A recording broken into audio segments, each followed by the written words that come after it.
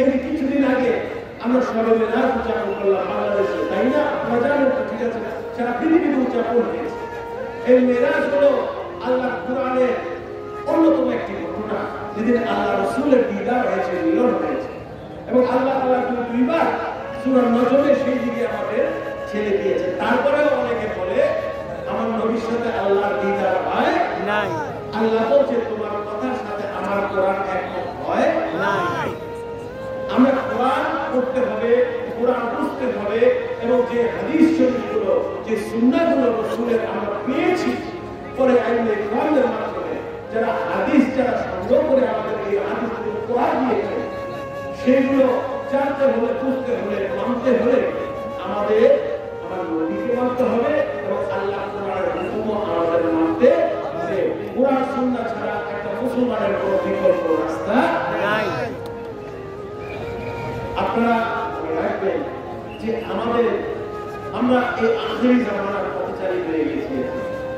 শেষ জামানায় আমাদের দেয়াল পিঠে লেগে গেছে এবং এই আখেরি জামানার নবী হলেন কারণ আল্লাহ তাআলা আমার নবীকে প্রথম সৃষ্টি করলেও আল্লাহ তাআলা ওনাকে শেষ নবী হিসেবে প্রেরণ করেছেন, যাতে মুহাম্মদের মাধ্যমে যে সিলেবাসটা আমাদের থাকবে সেই সিলেবাস চিরতরে চলতে থাকবে। কবরেও সেই সিলেবাস চলবে, হাসরেও সেই সিলেবাস চলবে, জান্নাতেও সেই সিলেবাস চলতে থাকবে। আমার রাসূলের সিলেবাস হলো ফাইনাল সিলেবাস। আমার অন্যান্য নবী পয়গম্বররা এসেছে, তাদেরকে আমরা অত্যন্ত সম্মানের সাথে, তাজিমের সাথে সেই তাদের ঘটনাগুলো আমরা পড়বো, তাদেরকে সম্মান করবো, কিন্তু সেটা পরিপূর্ণ হয় যখন রাসূল পাক সাল্লাল্লাহু আলাইহি ওয়াসাল্লামের যখন আমার সুন্নাহ আমরা কায়েম করতে পারি। ওনার মাধ্যমে যে কোরআন শরীফের যে হুকুম পেয়েছি আল্লাহর তরফ থেকে, আল্লাহর কালামটা শরীফ পেয়েছি, সেগুলো যখন আমরা আমাদের জীবনে প্রতিফলিত করি। আর মনে রাখবেন গাউসুল আজম ভান্ডারীর দরবার হলো আল্লাহর দরবার।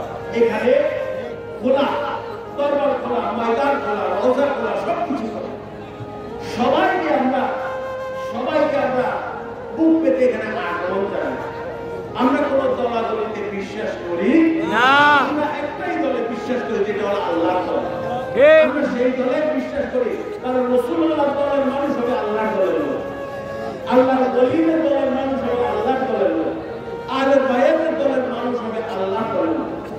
আমরা নিজেরা আমাদের সমাজে আমরা অনেক বিভেদ সৃষ্টি করছি। কিছু ফিতনা আছে যেগুলো আমরা আঙ্গুল দিয়ে না দেখানোর মতো থাকে, কিন্তু তাও আমি বলবো আমাদের ভাষা, আমাদের উপস্থাপনা, আমাদের মানুষ যেন এখানে স্বাগত অনুভব করে। দরবার শরীফে যে কেউ আমাকে এখানে আক্রমণ করছে, ওনাদের দেখে, ওনারা তো ওয়াক্তে ওয়াক্তে নামাজ পড়ছে, ওনারা তো আল্লাহ জিকির করছে, সারাদিন কোরআন সুন্নাহর তালিম চলছে, কোরআন সুন্নাহর এখানে কার্যক্রম হচ্ছে।